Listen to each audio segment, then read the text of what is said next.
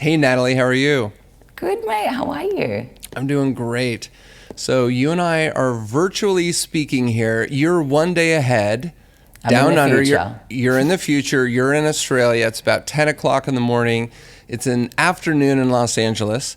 And we are reconnecting after probably, what, 5 years? I think it was 2017 2017.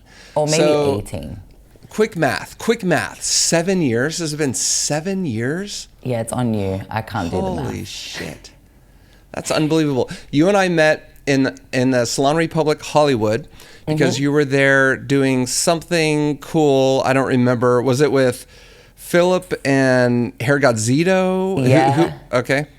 It was. I was with Phil. I was with Hair Godzito. It was, yeah. We'd been chatting for a very long time online, and it was my first US, like I'd call it a PR trip, and me and my husband just decided to just go and just create amazing content with everybody around the US. So it was really fun.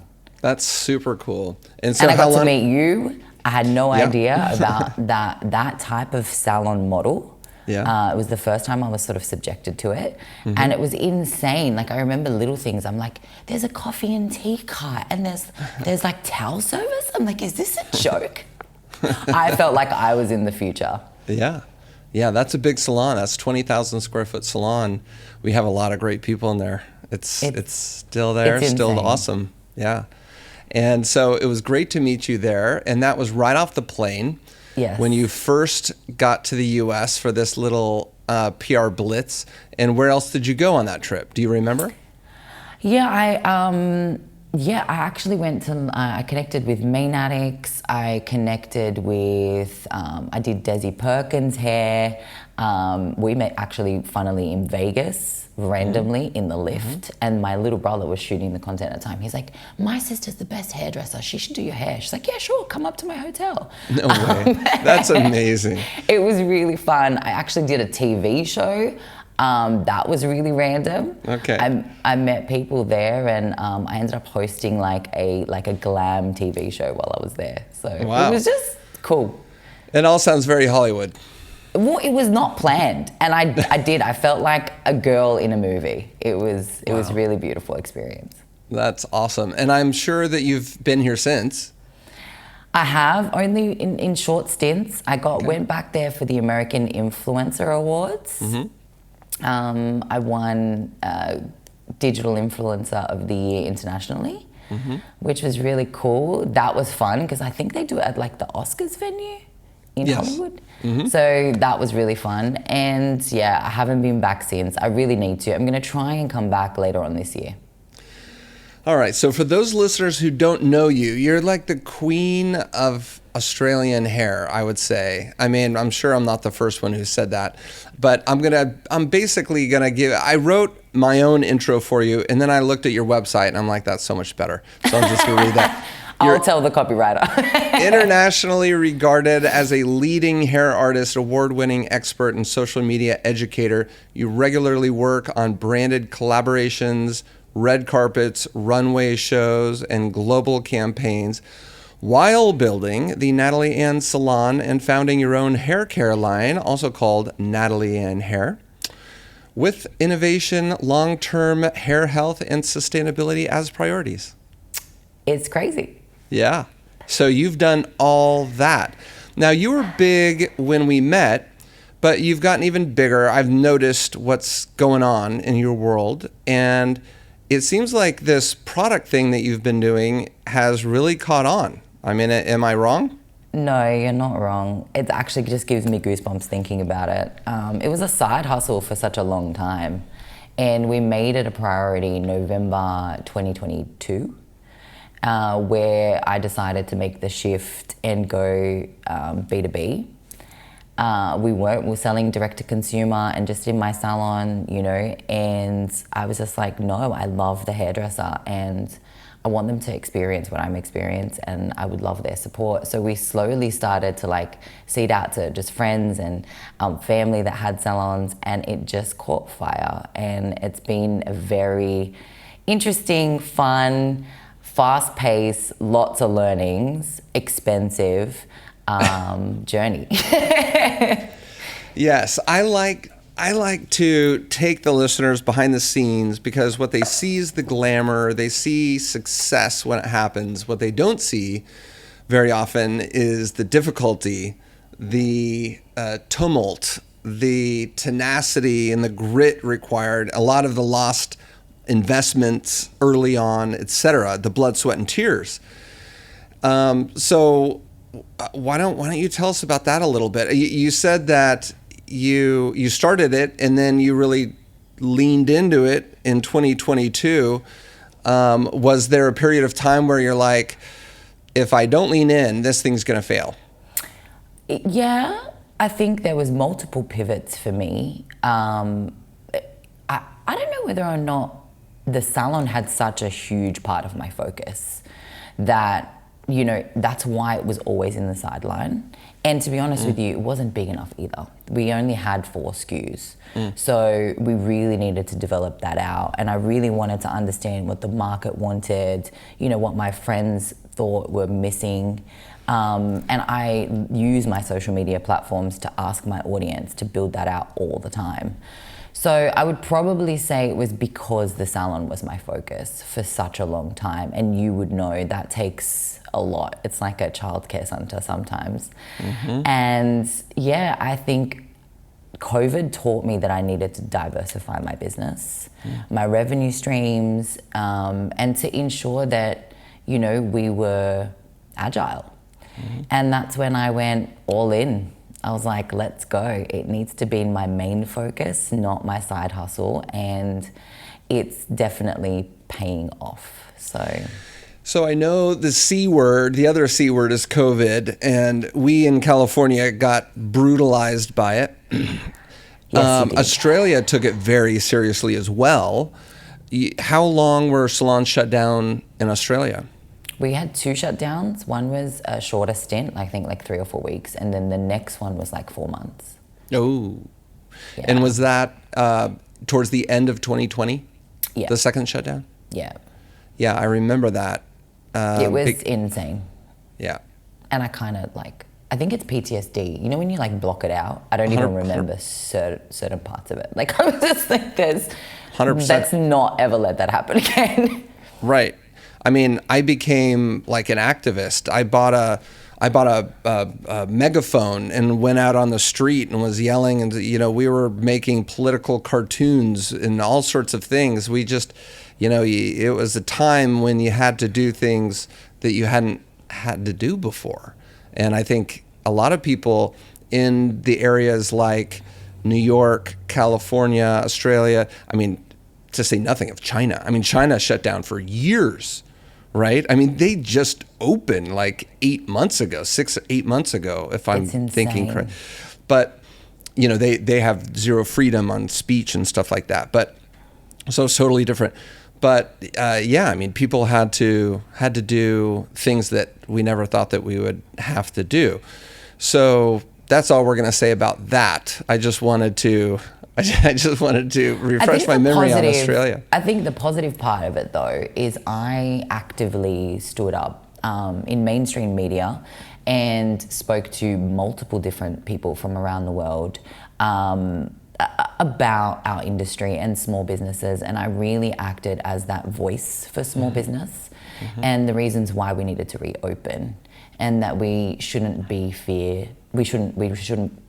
should be no fear, and that we should reopen. And that was a beautiful time to connect with people internationally, locally, and from different walks of life, and heard some beautiful stories. And I think connecting with people during that time really deepened the connection between us, which was really beautiful. So there was some positives.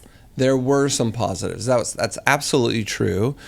It also allowed certain people to change their lifestyles a little bit in positive ways. I remember my kids were riding their bikes around the neighborhood a lot because they were at home, and they met neighborhood kids who lived right down the street for the longest time. It's insane. And who they had never met before.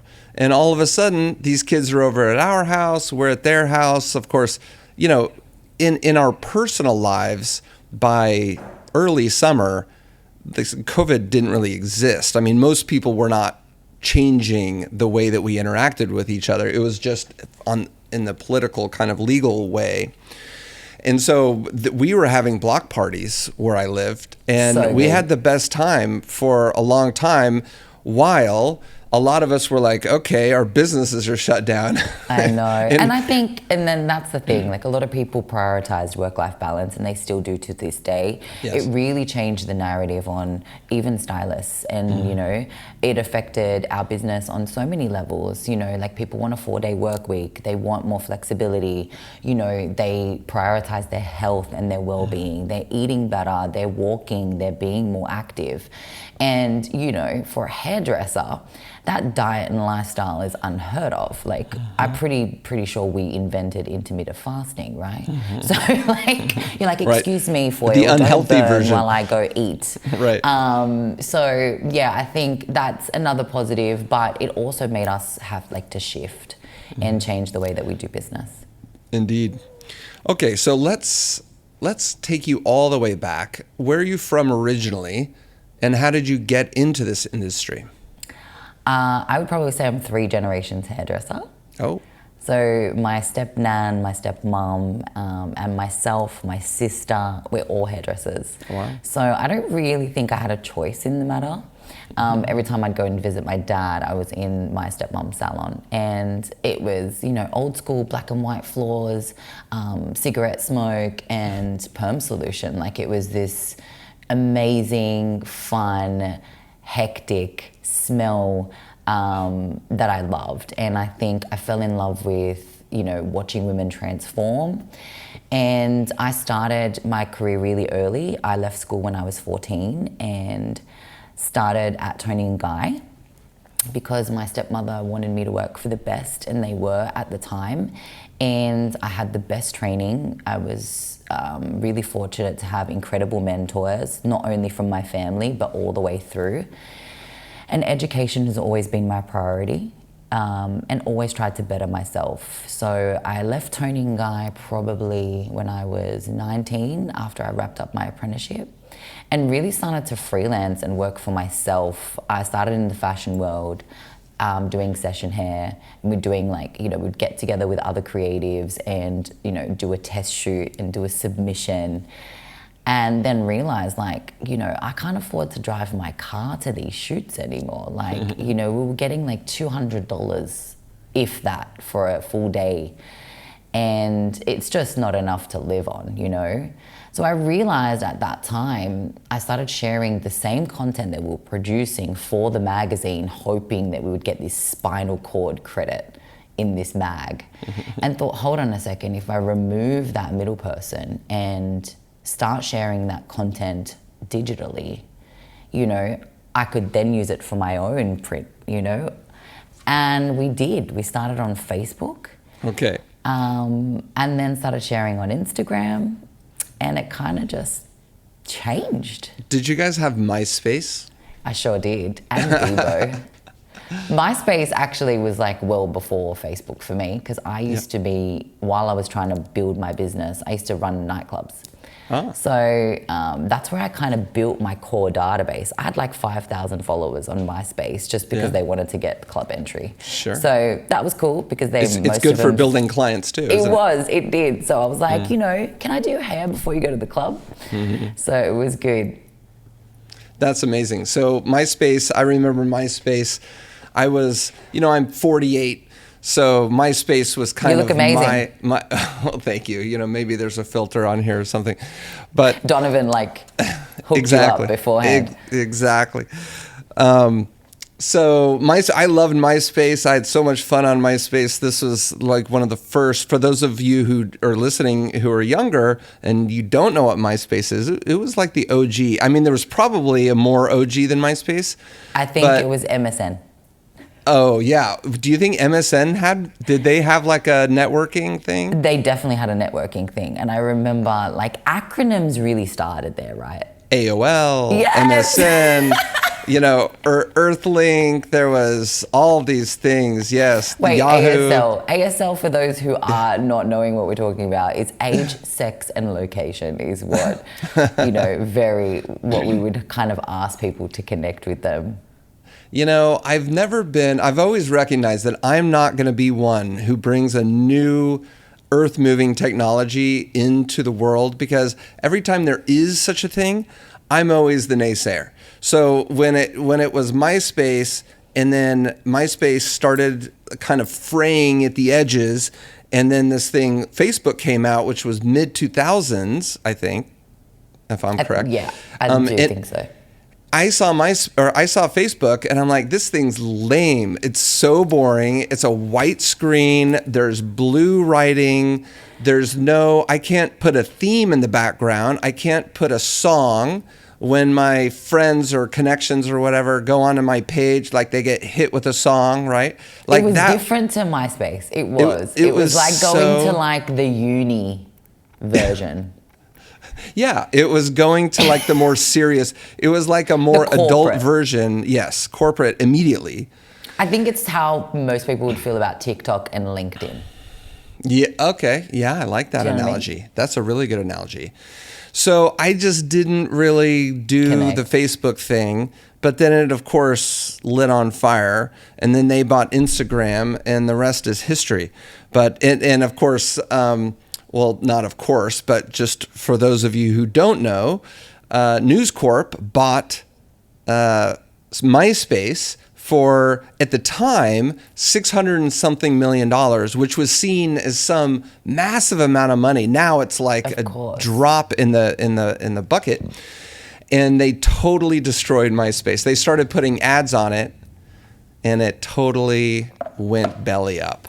I know, and it was so sad. I really loved that platform. It was so fun. It was good to experiment. I mean, I had a blog too for a hot minute, and then realized that I couldn't write copy. I mean, I wish we had ChatGPT then, but right. It was just a beautiful way to document my journey and have an online portfolio. Mm-hmm. And I think I still carry a lot of those behaviors even till today. Mm-hmm. And that's good. And of course, it served you really well.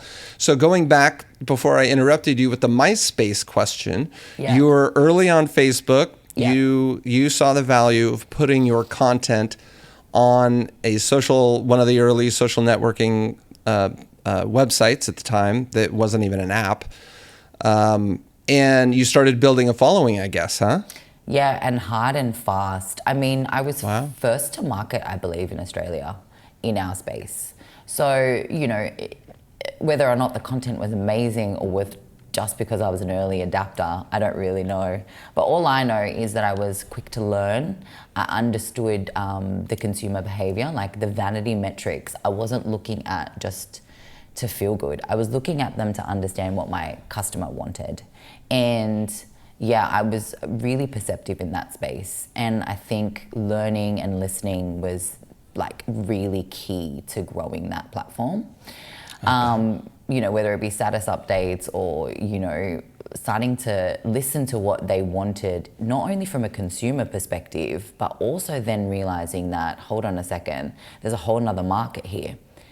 There's hairdressers that are following me that want me to teach them. And that's where my education career began.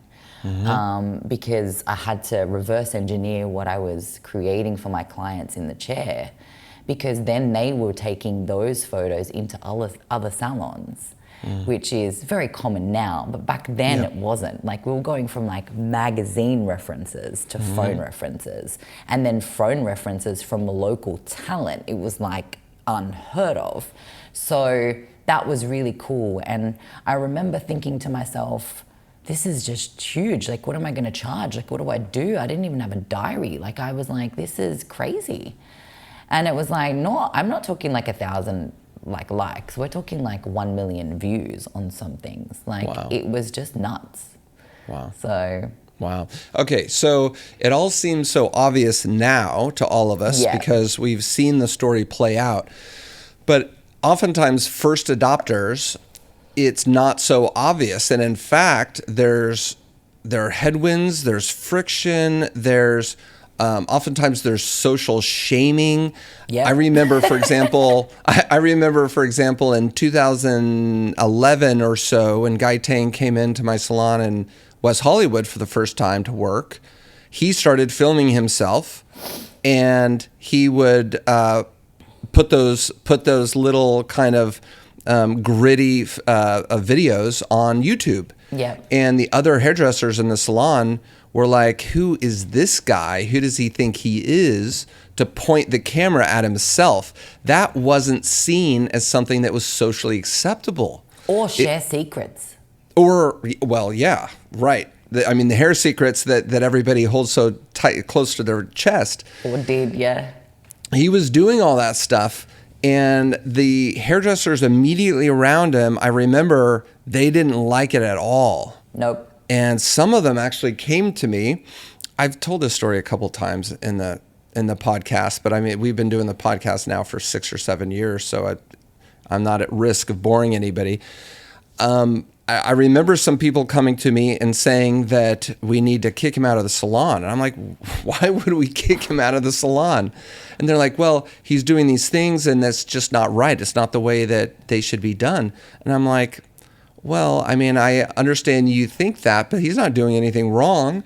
And by the way, have you been to his YouTube channel? The thing's fucking blowing up. I know. And I had exactly the same pushback, especially from, I'm going to say, like the OGs in the industry, like Right. the award-winning stylists, the fame Right. team status, like that industry icon level. Right, really in the magazines. hated it. They hated it. Like, Yeah. they were like, what are you doing, And I remember, obviously some people loved it and, in the industry, and they were really like fascinated by it. And, the ones that are open to learning, and they were like, who is this girl? Like, she hasn't earned the right to be on this panel. What, because she's a blogger? And I'm like, well, A, I'm not a blogger. B, I'm a hairdresser. And like, let me show you.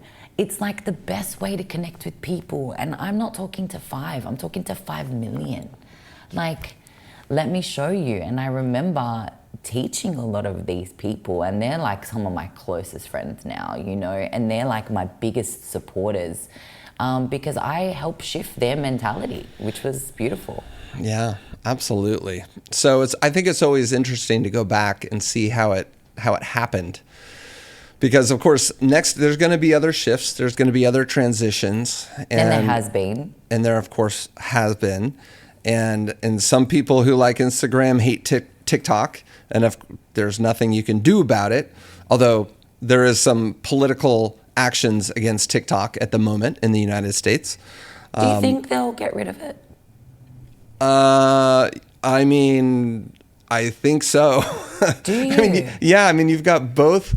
You have Congress, who has voted for it pretty much up and down. Yeah. Left and right of the aisle. So the conservatives and the Democrats both have voted for that last thing. And then Biden says he likes it, and Trump says Trump was the first one to talk about, I think it was in 2017, that TikTok, was a security threat. Yeah. And so it seems like pretty much everybody in charge seems to think it's a good idea. Now, the actual details of the legality, I think, is probably not as easy as just flipping a switch and turning the thing off. I've read that they can do things like preventing it from being downloaded, but if you have it already on your phone, then I think you can still use it or something like that. Yeah. I have not spent much time learning about this, but yeah, I think there is a genuine threat against TikTok being allowed in the United States. I believe here in government, they've banned it from like government devices, so you can't bring it into government meetings. Right. Or courts. But I think that's as far as it goes, to be honest with you. And I don't think anyone's really taking it that seriously here. Yeah. And, regardless, if it disappears or it doesn't, something else new and innovative will come along. Sure. And there'll always be competitors to Facebook and Meta. Like, there has to be. It's the nature of the beast, right? It is the nature of the beast. There is Yeah. attention. There's a desire to put out content. There's a desire to consume the content. It's going to find its way somewhere. Now, and I should also mention that the Chinese company that owns it, called ByteDance, they can sell it to another entity, and then the powers that be in the United States would be okay with that, in air quotes. So it's so valuable. I think its last value that was published was like $280 billion. As a company, that's what they're valuing it as. And so they're not just going to let that disappear. No, and the buyers will be a very selected group of people in the world, I guess. There's lots of people who have already said that they want to buy it. Of course, all the usual suspects want to buy it. So anyway, I think a lot of people are concerned, in our space, because they've built their livelihoods on it and they're making a lot of money. And, it's something that they always are really scared of, because there's no insurance, right? Other than a verification tick to kind of hope that if you get hacked, you'll get it back. But other than that, I think a lot of people are worried. And I think the important message is make sure you build your online database. However you can, you don't own that following. You might have earned it, but you don't own that data. And I think whatever you can do to build out, your core community, do it. Yeah, absolutely. And of course, now we have things like booking apps, and we have all sorts of technology that allow us to have our own database, and that data is actually ours versus your Instagram account. Just because it's an American company doesn't mean that you have control over it. No, of course, Mark's got control over it, and God only knows what's going to happen to it. I think I saw behind the chairs, Instagram mentioned something about how recently they've done something else where they're limiting, the reach of the posts and the reels and the stories even more, because of course they want people to advertise, and they want they want you to pay in order to get access to their network. It really is their network, and they're going to want to continue to get paid more and more for it. So having an online booking system, having anything that you can do to keep control over that information of your clients is extremely valuable. Do you have any opinions on booking apps? This is kind of a topic that is one that is not discussed a whole lot, because you've either got high-profile people in our industry who are paid to talk about a certain brand, or they're not paid by anybody, so they don't talk about it at all. But I get asked all the time, which is the best booking app? Because there's like 300 of them, and they're all kind of similar. Do you have any opinions on it? I'm sure you use something at your salon. We do, and I've used many over my time. And look, to be honest with you, I'm not going to sit here and say some are worse than others, but I feel like we decided to go with Timely. This is going to sound strange, but for me it was super user friendly. It felt like Mac, my stylists were they felt comfortable using it because they had access on their phone. That was the basic user experience that we were requiring. And so Timely, I don't know if you have that in the US. I've seen it. I've got it on my list. I keep all this kind of stuff just in notes and stuff like that. Timely is one of the ones. I think we have Timely. It's not a big one here, but I think it is here. But it's really easy. I think for us it's and a lot of other, I guess they went from hardware and software to just software, and then I remember having to buy the hardware for a lot of our booking systems, and then I feel like with Timely, it was just really easy, all cloud-based, and we didn't have to pay actually for multiple columns. So that was another thing, you would have to constantly keep up, this person's no longer here, and we're going to stop, turn off the subscription for that column. But I think there's definitely a gap in the market with software. I'm sure you guys have it in the US, but I would ideally love the software to build out some retail, you know? Yeah. So you're just talking about selling to the client. And drop shipping to the house. Drop shipping, yeah.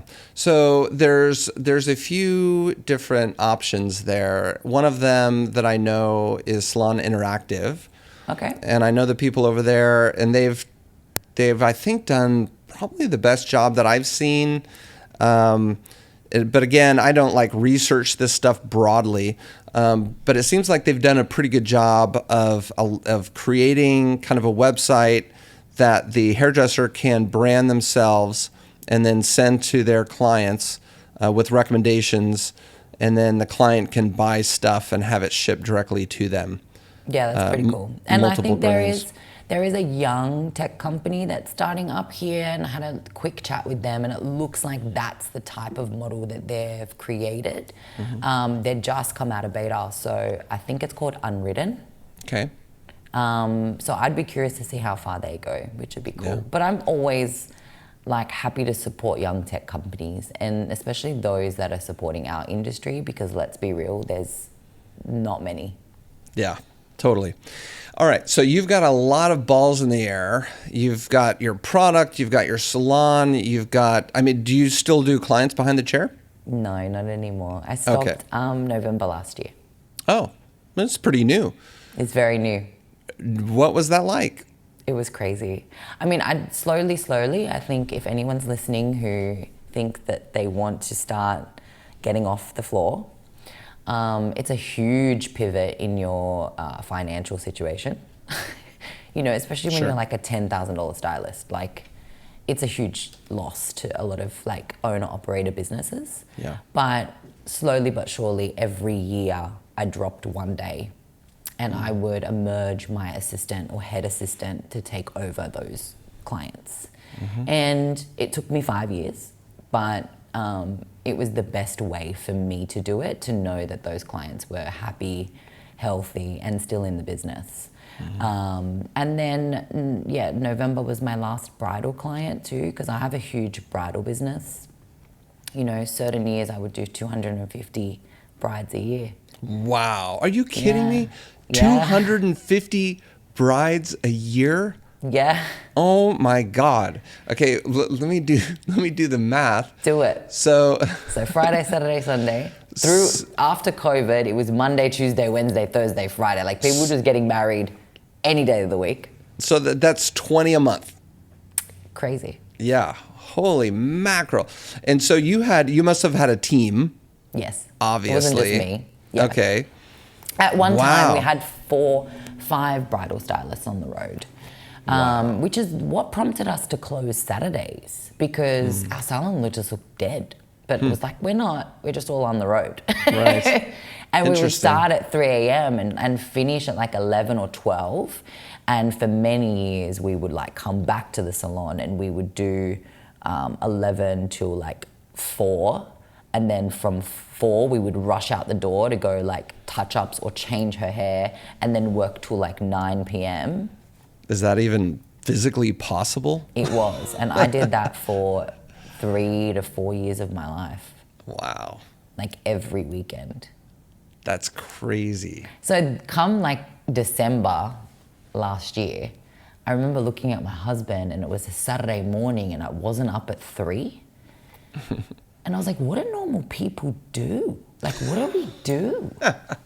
Like, do we go for brunch? Like, what is this world, like this weekend world? Yes. They go for brunch. I have kids now. So I'm like, wow, let's take them to the park. This is cool. There you go. That's what normal people do. It's How old are your awesome. kids? One is 9 months. Oh, wow. Really? James, Really young? Yeah. Yes, Congratulations. And That's thank awesome. you. And Billy is 3.5. So cute. Going what a on cute 19. age. Right. Yeah. Yeah. I get it. And he's all energy. And Billy is a girl. But Billy, sorry. That's okay. She's Yeah. all energy. She is all energy. Oh my gosh. She's the most. Like, Three she and a half. definitely has the makings of being A tornado. performer. Oh, really? Yeah. That's awesome. And I'm sure she loves getting her hair done. No, actually. I had to like, No. yeah, I'm definitely going to need to, like, I've been testing new formulas on detanglers because I need to sort this out. Oh my Like, gosh. kids just mat so quickly, you know, they do this when they're sleeping. So like she works up like this bird nest in her hair all the time. But I guess that's, you know, I'm like, well, I've got the best person to test on. Yeah. Test it on Billy, not animals, you know, it's good. Absolutely. Absolutely. The virgin hair Yeah. is just untouched by any chemicals. And yeah, I remember that. Yeah, my kids are 11. I have an 11-year-old boy and a 12-year-old girl. So and good. My 12-year-old girl is just 100% girl. She loves to stare in the mirror and try every product that daddy brings the home. best. I have, no Does she do fewer than reviews? 500 products at home that I just bring home, right? And does she do reviews? That's a great question. Look how natural you are at the social media thing. Yeah. She doesn't have an iPhone or a smartphone. Yeah. And she has what we call a dumb phone, which is a phone that can't do anything but call mommy and daddy That's cool. and text whoever mommy and daddy say she can text. And so we are keeping her away from the whole thing. So, yeah. And you know what? I think regardless of how parents choose to do that, each to their own, I feel like with Billy, I mean, I love that though. I feel like with Billy, she's so surrounded by creators. Yeah. That the iPad and the iPhone, like, even though it fascinates her, it's not an addiction. Like, that's good. There's not that, you know? Like, Yeah. I'm like, put it down, she'll put it down. Good. But it's so funny how she associates it with work.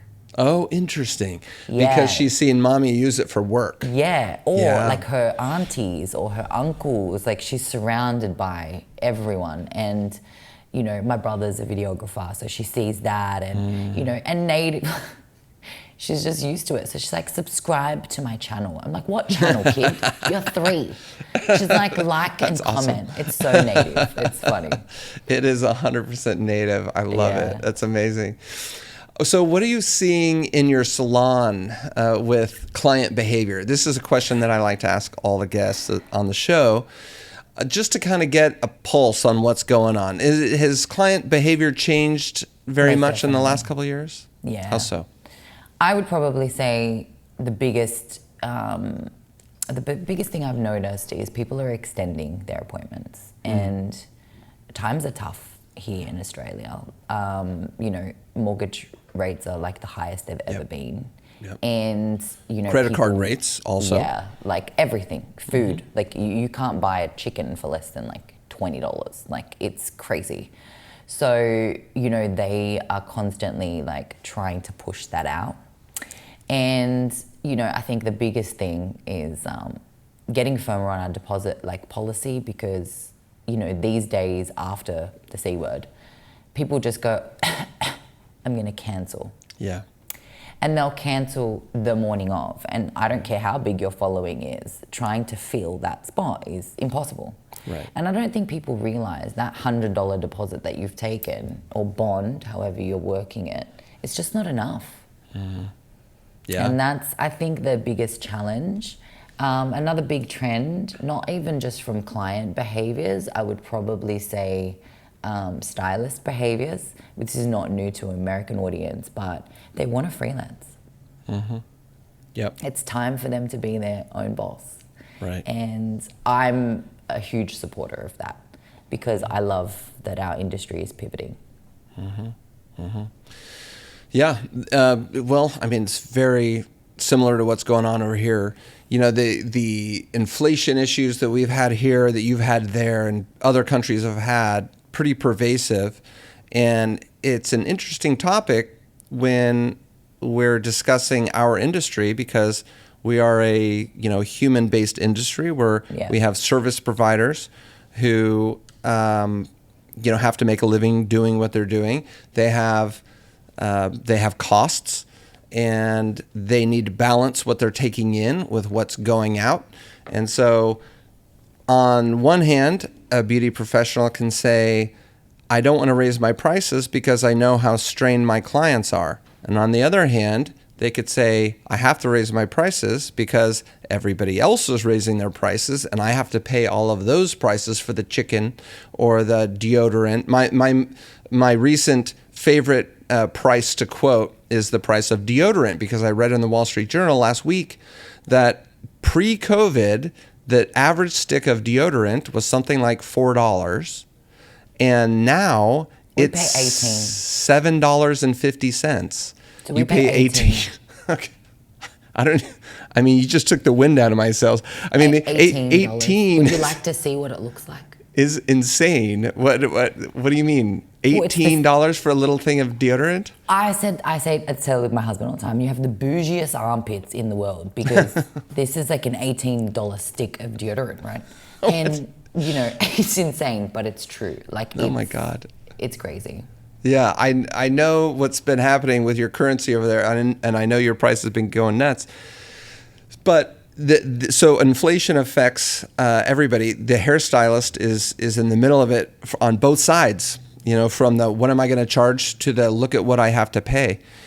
And so you have some who are saying, I can't raise my prices because my clients are stretched. And then you have some saying, I have to raise my prices because how am I going to afford a living? Yeah. So what say you about the pricing subject? I've always said this. If you increase your price 5, 10, even 20%, to the customer, it's not a lot of money. Like, incrementally, it's not per service. Yeah. In certain salons, that might be $2, $3, $4. So, especially if it's just for a haircut or, for a treatment service. And I've always said, if you can, slowly but surely insert those price increases. And I don't think people need to be notified on social media that you're increasing your price. I don't necessarily agree with that. Like Kohl's doesn't put out, or Kohl's, I don't know if you have Kohl's, but we do. Kohl's. Kohl's doesn't put out like a site-wide Australian like notification next that week chicken went up right. like $1. Right. Like it's just next week the chicken's going to be more expensive. It's crazy. Like the tomatoes, the tomatoes, they're gone up like $3 or like they just changed the price. They have to, because it's just the way the world works. Yeah. But Australia, in hairdressers, we're really uncomfortable with those conversations. Yeah. And I just don't think we need to be. And I think people understand that the climate has changed globally, and that if you need to extend that to your customer, it is the way it is. And there's multiple options. There's Afterpay. There's other payment platforms. There's ways that clients, I think, can prioritize how they pay their service off. But also I think adding value is the most important thing. So if you can some way increase your customer experience, ensure that their visit is the best, they're not going to think about that 5% increase. Mm-hmm. Yeah. Yes. No, I totally agree. Something, listeners, that Natalie Ann mentioned right there that you may have missed was Afterpay. There are some booking apps. I know Vagaro is one. I think Gloss Genius is one. Square might be one. And probably others allow for your clients to string out their payments for your service. This has become a thing. Afterpay is a big company. I think it's actually based in Australia. I may be wrong. Is it? Or it's an Australian company. Yeah, there you go. I think they were one of the first ones to allow you to go online to whatever clothing store online, and you can buy a dress, and you can pay the $200 off after like a year, or over a year, or something like that. So it became a huge company. Like a credit card, It wasn't a credit card. You didn't have to like check your credit rating, and right. They gave you like $1,000 limit. I don't think that and I don't think they charge you a lot more than the $200 divided by 4 or whatever, let's say $50 per payment. I think what happened is they actually charged the vendor, they actually charged the seller of It's like 4 yeah. to 6%, depending on like obviously your the amount of Right. charges. So That was yeah, the it's smart thing that they crazy. did. And so the vendor says, I might not sell this dress, at the normal $200, but if I use Afterpay, then this lady can now buy the dress, and I'm going to get $190, and that's better than $0. So And we've kind of extended that across all of our digital offerings. So, even hairdressers can get education through Afterpay now. Oh, Yeah. interesting.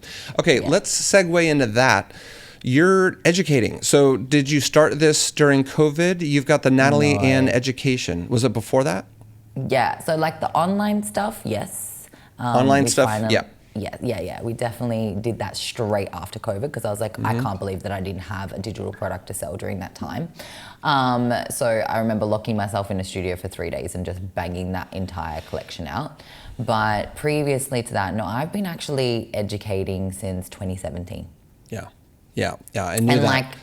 crazy. It's like one of my favorite things to do. I love being on stage. It's my happy place. When people say, where do you feel good? That's where I feel the best. When you get the reactions from the people who are really absorbing and learning from what you're doing, it's very satisfying, isn't it? It's the best endorphins ever. I love it. Not exactly like locking yourself in a room with a camera for 3 days, but I'm sure that you get some other satisfaction when somebody writes you a message or subscribes. What is it, a subscription type of deal?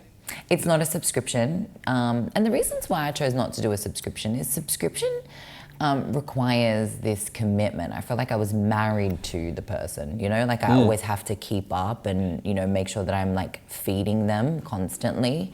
And that's a whole nother beast. But for me, this is a pay-per-play, download. It comes with like an online PDF, which is downloadable, and that's got like a step-to-step guide. So they can listen, they can watch, and then they can note take, which is kind of cool. Very cool. All right, let's talk about your product a little bit more.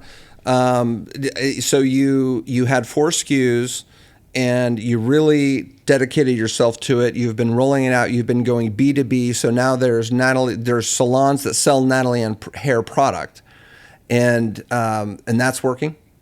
Yeah, there's like 250 salons across Australia now. Amazing. Really Not in the US beautiful. yet? No. I'm sure we can talk about that offline. Well, you need a distributor. You know me. But it was... That's great. It was insane. And I really wanted to test the market in Australia first. And, I love my Australian family. And I know that they would be hard on me too, and teach me all the things that I needed to learn, not only as like a founder, as a product developer, but also before we get to the US, which is a completely different market and beast, as we say in Australia, because the population's so different. Right. But we've got 33 SKUs now. Okay. Wow. Which That's was a full hard line. and fast. It's a full line. But That's it's split amongst, it's actually a small amount of care. It's been designed a little bit differently to most ranges. Small amount of care, huge portion of that is styling. And then we have tools. I saw a huge gap in the market with tools. They were all really ugly. Like There you I go. was just like, they're just not aesthetically pleasing. Yeah. So we really So yours are not ugly. They are the most beautiful tools you'll ever see. And, we really wanted them to look expensive and be affordable and sustainable. So I've learnt a lot. And we started with one of our most viral sort of tools is our blowout clips, surprisingly. Interesting. Where you set hair with rollers. And they come in this beautiful keepsake tin. We're about to run a campaign on like the most loved tin, and they can win more. Because visiting salons, I'm seeing like some have got their name on it, some of the keeping marijuana in it. Like, who knows? Like, it's just insane what they're That's using awesome. these tins for. That's funny. But it's really cute. And like some are just beaten up and broken. And I'm like, did you want me to give you another? They're like, no, I love it. Yeah, I love it. So it's been cool. We just launched brushes. And we really wanted them to be affordable because every brush that I was looking at and, you know, looking at my team, for example, as a salon owner, if I wanted to gift my team brushes, like I couldn't buy anything for less than $100. The brushes are insane. You know, the cost to the hairdresser is probably like $13. Wow. Yeah. That's fantastic. Yeah. All right. And there's something else that you've got up your sleeve that you're going to launch, and I'll leave it to you whether you want to announce it or not, but it sounds pretty exciting. We are doing a pre-mixed caramel-infused espresso martini. What? Caramel infused Yeah. espresso martini Yeah. with, is it vodka based or gin based? It's vodka based. Oh my God. I'm going to tell my wife, she's going to go nuts because I can't wait. she can't keep her hands off of an espresso martini wherever we go. Best. It's the best. And then I wanted it a little bit sweeter, and I wanted it to have the same flavor profile as our lived-in texture mist, which is one of our hero products that has a butterscotch and caramel fragrance. Oh my gosh. And it sits together retail with Shut the up. lived-in texture mist and the blowout clips. It's all in the same sort of chocolate caramel family.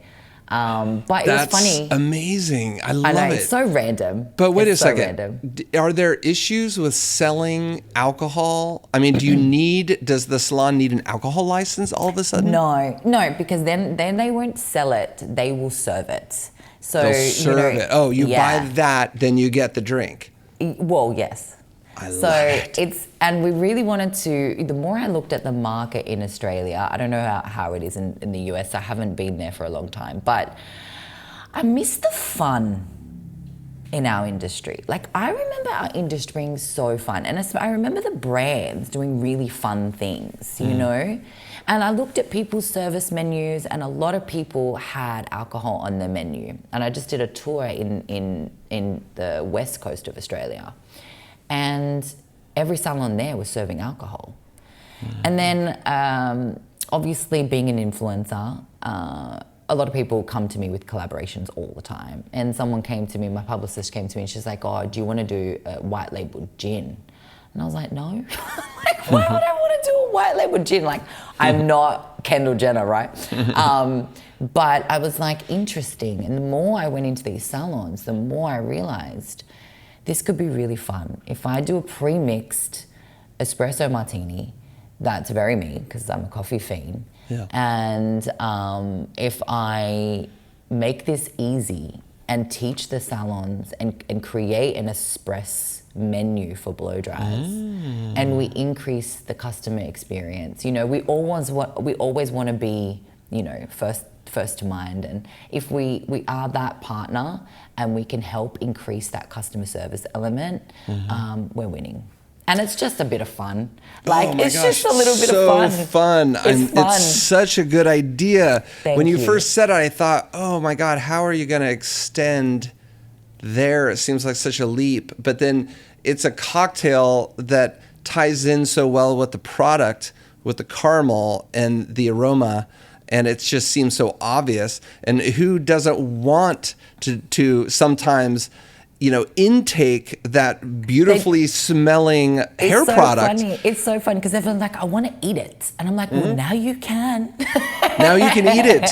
And you're going to feel better after you do. Most definitely. It's just brilliant. I love obviously, we wanted to make it easy. Like, I'm watching these salons, and they've got like 3 different mixes. They've got these juices. They've got to like put the pod, or like I saw even someone doing with like instant coffee. You know, and in Australia, we're coffee snobs, right? So the beans need to be amazing. I can't talk about where they're from yet, but I am so excited. Okay. But it's one of those things that we wanted to make it simple. Literally shake, serve, on ice, done. I love it. That's amazing. All right. If you could wave a wand and change anything about the industry at all, in Australia or the US or worldwide, what would it be? To collaborate, not to compete. Short and sweet. I love it. I think that we're doing it, we're getting there. I think slowly but surely. But I think more so, not just the top hairdressers, you know, not the ones that are like educating or, you know, people perceive to be at the top of their game. Right. I'm talking about everyday salon owners. If they can't afford education, which is very common, you know, partner with another hairdressing salon that has a different skill set to you and skill swap. Ooh. It is so important, and they get to network, and it's free. Like, it's free, you know? And you get to meet like-minded people, you get to learn, and hopefully as an industry we can grow stronger together. I love that. What a good idea. Do you have any hair horror stories? Hair horror. Yep. It could be behind the chair, it could be on stage, it could be wherever you want. Yeah, hair horror. I mean, I stopped color actually after this hair horror story. Really? You mean forever? Yeah. Oh, okay. This should be a good one. I won't mention the name of the brand because it's just not my thing, but it was the latest in innovation in the world. All right. And it was, you know, meant to sort of like prevent damage, right? And I mixed it into my powder lightener, a one-off, Mixed it into my powder lightener, and here in Australia, the manufacturing instructions were very different. So we were told to bump up our developer. And we did that. And at first, it was really random because it felt so strong when I applied the powder lightener. And then I got her to the basin. I'm like, you're so ready. And she's my bride-to-be. Oh. Yeah. Her hair just melted at the basin when I added water. No, hold on. Was this the test or was this the No. game time? This is on, like to the front, like we're there. And to be honest with you, she didn't really need a test strand. Like, she seemed so healthy. I mean, now we test strand everybody, but it was just like, And I remember looking over to my sister, who's now a head colorist, and I'm sweating. Like, I'm like, this is melting. And then, you know, lucky it was just like that back section. I think it had a chemical reaction of some sort. I mean, I still don't really know why, but I swore on everything that gut-wrenching feeling I would never want ever again in my life. Wow. And, you know, she's still our client to today, which is amazing. Because, you know, obviously free extensions, free treatments, free bridal hair.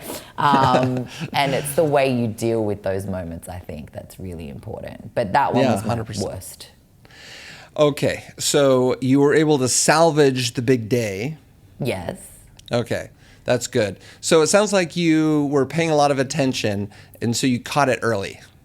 Yes. Okay, that's good. Definitely caught it early. Because I was sweating. I don't think we've had any hair horror stories that took place on the wedding day. It wasn't on the wedding day. It was the week before. So it was the pre-wedding color. Yeah. That's what I was wondering if it was. I used test as a word.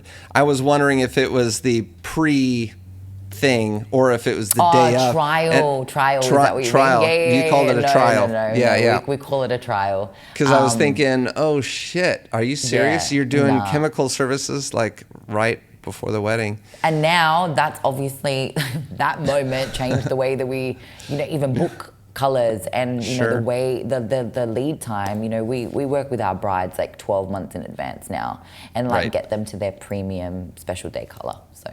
Right. Amazing. Well, this has been a great conversation. Do you have any last words for the community? Just stay true to yourself and always do what feels right. I love it. Natalie Ann, it's been so good to reconnect with you and so proud of everything that you've done, and it's just been fun to watch. Thank you so much, and thank you so much for having me, and I hope to see you end of the year. I hope so too.